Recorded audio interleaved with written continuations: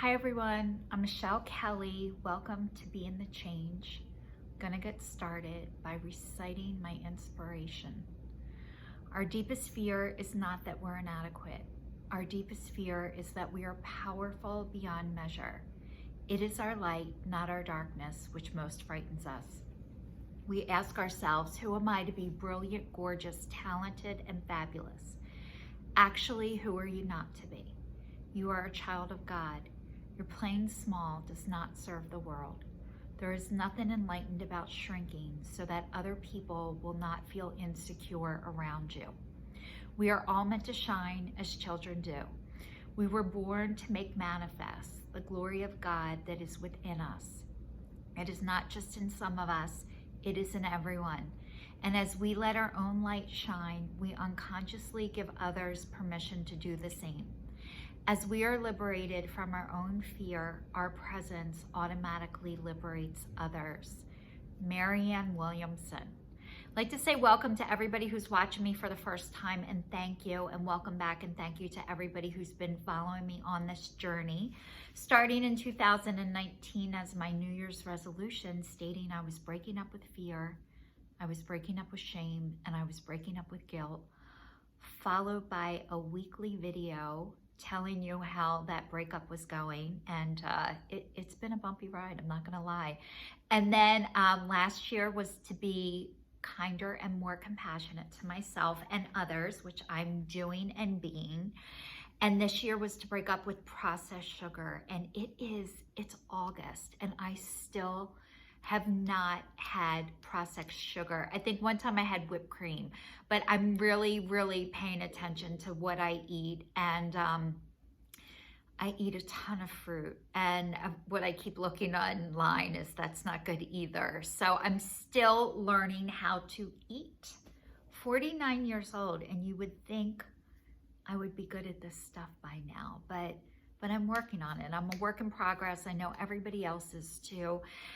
Thank you to everybody who's watching me. I started last week telling you about my people pleasing and how my people pleasing got so physical that I got a tattoo that I wasn't sure about, and I let the guy tattoo it on my body anyway. I ended up hating it and having to get it removed. And also I told you guys this week I'm talking about 2 cars at one time. And what happened was I needed a new car. I was still married to my ex-husband. It was the first time since I was married that I got to pick out what I wanted and not doing what other people used to tell me to do. Michelle, why don't you just drive this? Why don't you just get this? I was so used to people talking me into things. And I settled for second best all of the time.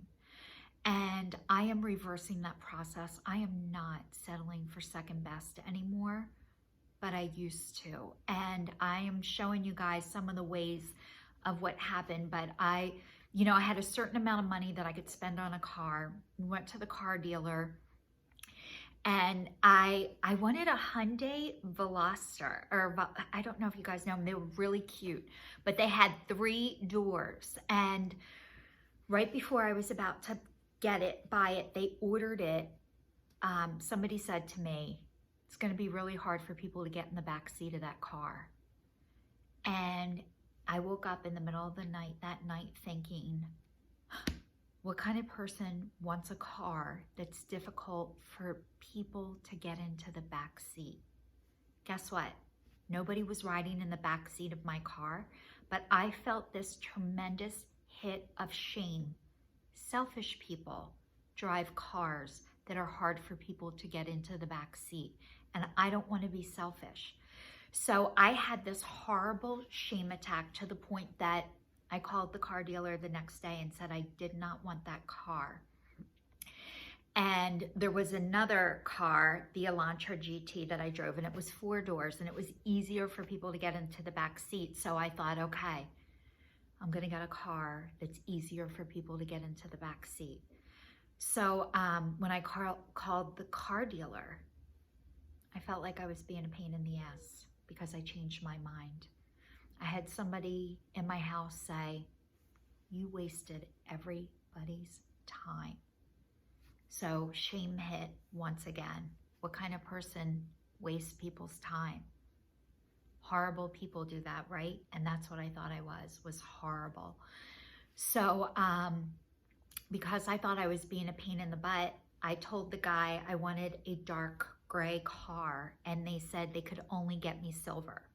Well, I was already driving a silver car, so I didn't want another silver car. But he's like, you have to come to the car dealership tonight.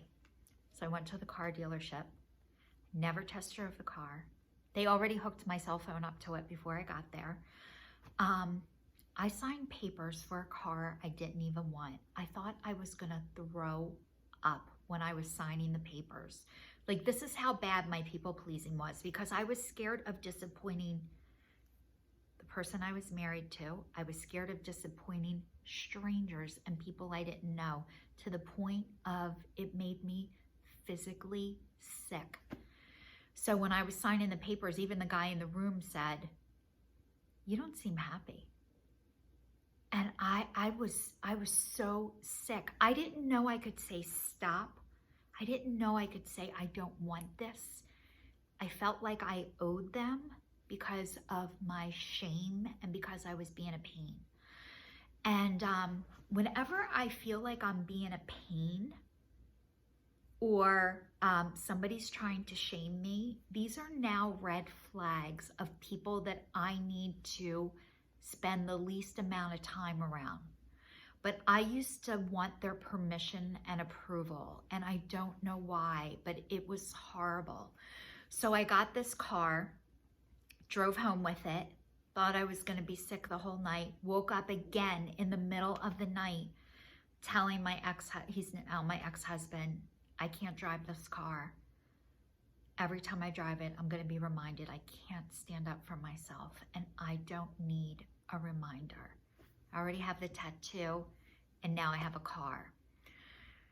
So then he started calling other car dealerships to try and get the car in the color that I wanted. And the car dealership that we got the car from originally said, we can't get it in that color. And then they called back and said, we can get it in that color for $4,000. So he called another car dealership and they said, you can return the car.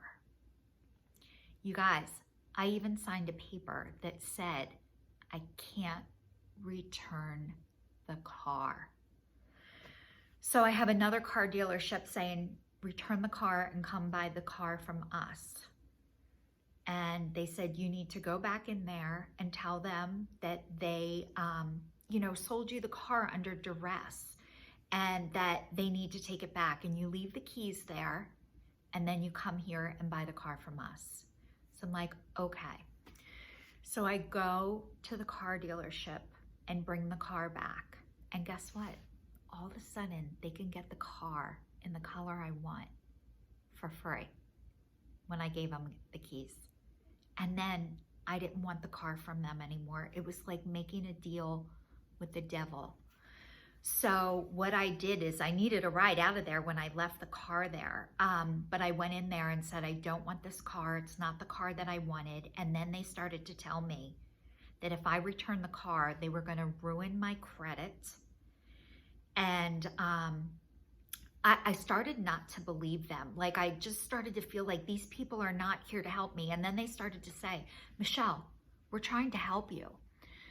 And I just felt this gut feeling that they weren't trying to help me. So I called Hyundai because I thought, they said they're going to ruin my credit, and I have perfect credit. So we had perfect credit. So I called Hyundai, and the woman said to me, Michelle, it sounds like they're trying to intimidate you. Who do you call when people intimidate you? I'm like, I don't know, Ghostbusters? Like, I was so frazzled because I didn't know who was trying to help me. And my ex-husband at the time was telling them the reason why I was so screwed up is because my son just left for college. So I felt like I was in this car dealership with no one. Just me and the lady from Hyundai telling me they're trying to intimidate me. Thank God for her. She was like my angel. And then I had somebody looking at me, are you going to ruin our credit? And then I have Hyundai saying they can get the car for me and I need to just sign the papers. So I go from not being able to ask what color car I want to screaming in the car dealership, I'll sign your fucking papers, crying like a crazy lady. So I go from I can't say I don't want this car, and now I'm screaming, I will sign your fucking papers. So like that's how extreme I went. I went from not being able to talk to like over the top reaction. And then at the last minute, my ex-husband pulled me out of there. So he was like the hero that rescued me. So we got out of the car dealership and I went to the other car dealership to get the car that night, which is insane. I look back and think, what in the hell? But I didn't know what to do. You guys, I never knew what to do. I was always looking for other people to tell me what to do. I didn't know I could pause. I could take a break. I didn't have to react right that second, but I'm so used to reacting without thinking. So we went to the other car dealership, got the car in dark gray, drove home, and when I got home, the car that I returned was parked in the center of my driveway to the point that we couldn't get the car in the driveway. So I had to move the car, and what happened was I had a really good friend who should have been a lawyer help me get out of it. And what they did is they drove the car to my house. They put all of the paperwork on the front seat and left the windows down. So how we got them to return the car was they broke the HIPAA law by leaving all my information on the front seat of the car with the windows down, and they parked my car, the car, on private property. So they were in offense to two different things. So if they wouldn't have driven that car to my house, I would have been SOL, but because I did, that's how they took the car back.